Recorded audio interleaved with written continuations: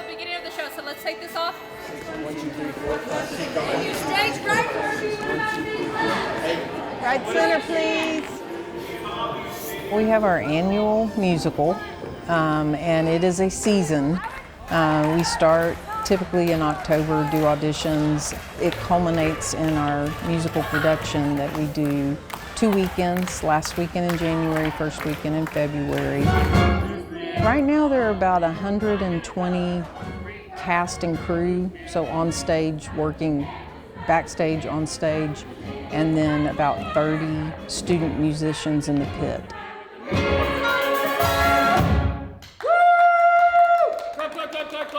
There's a tempest of activity in my hometown on the southeast side of Houston, as there's much to do about something at LaPorte High School.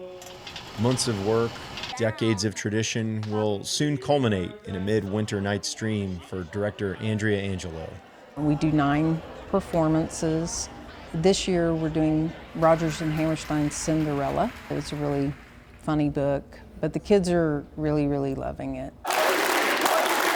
She spent months rallying this ensemble of not only students, but other teachers, parents, and volunteers. Here in LaPorte, it takes a village to raise a curtain. And then how many volunteers? Ooh, wow. I think probably close to 25 this year, maybe 30. There are a lot of people that just kind of, whenever they're in town, they drop by because they know we're going to be here working, and they come and help. I'm on that list. For an hour or two. Come just grab some hugs. What are y'all known as? Costume moms. Costume moms? But now it's a costume grandma. I've been doing it for almost 30 years. I'll tell you what really makes it is when the kids see their costumes and the smiles when they get on their faces and the hugs we get. That's the best part. LaPorte High School's musicals have become a time-honored tradition in this small town, one I took part in all 4 years of high school myself. Year after year, dedicated volunteers and former students return to the same special place, to a building that honors the woman who set all of this in motion more than half a century ago. We are in the Sonja Angelo Theater. Sonia is my mother. That's awesome. And she's amazing. Yeah, she worked really hard, and it's nice to see it and to feel it. It feels like her. Oh my gosh, Miss Angelo, she is a mother to everybody. You can walk in here and it doesn't matter if you're having a bad day or if you are on top of the world. Like, you see her smile, it's everything. My mom is a force of nature. She is one of the most joyful people I've ever known. Anybody that knows her, you hear her laugh, and it's just like it warms your heart. She is very, very passionate about everything. She's passionate about her family, her friends, this program, her students. Sonja Angelo, who we all affectionately call Miss A, staged the first LPHS musical in 1967. We brought something out of the back for you. She's been retired for years, but the passion she sparked is still very much here. Oh, it's my rocking chair. I wondered what happened to it. And thankfully, the rocking chair she directed from is too. Good. Life is great, and life is much better when you're sitting in here telling us stories and giving us all the details. Oh, can't tell you how glad I am to see that rocking chair. Can I help you? Yeah. JB, you look so good. I'm so glad to see you. Now, this program has turned into a just absolute life-changing machine for a lot of kids. I hope so. And I say that even just getting emotional for myself, but how did it get to that? I knew if I got in, I couldn't do it halfway. I'd have to do it my way, which was give a lot of my life and time to it. Every kid is important to me, and every kid feeling like they're contributing. I think we all need to be part of something bigger. Miss A's greatest talent wasn't making good shows, although she definitely did. She mastered the fine art of making an impact. teaching life lessons through massive productions that touched many lives.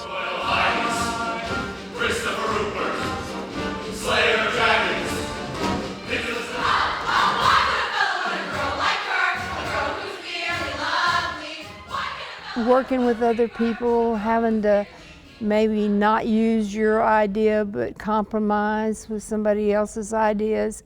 I think those are important lessons. I think it allowed the students also to feel like it's okay to not know everything, and it's okay to fail as long as you're trying to figure out how to do it better next time.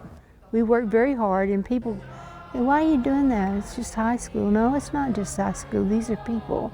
These are my people. They need to know that they can accomplish something and they can be proud of it. I like a well-blended cast of a lot of different kinds of people. I don't like all of one kind of people. And I think our program grew because of that. It was accepted. I look up there in our football team this year, you know, one district, and it's like almost the whole secondary is up there dancing for us. You know, the offensive line, you know, is up there, and it's like they're mic'd because they're some of the best singers. Sound engineer Tim Honey was also once one of those students. His career as a professional theater tech took off right here. And every year, he too comes back to work on our hometown high school musical. This is my 25th, 26th year that I've been involved in the musical. And I don't live here anymore. I live in Minneapolis, Minnesota. And any job that I go work for or go do, I always tell whoever I'm working for, I need 2.5 weeks, end of January, beginning of February.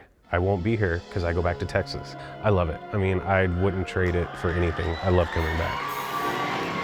Tim in the booth, the parents backstage, and alumni cheering from the house all have one thing in common. We all come back because of Miss A. What does that mean to you? I love the people who have taken over the part. They're mine. They're my kids. And I feel like they're all my kids, whether I know them or they know me or not, because they've kept everything going and made me very proud. Big, big shoes, very scary, and I feel like I'm trying really hard to keep the legacy going, and it feels good.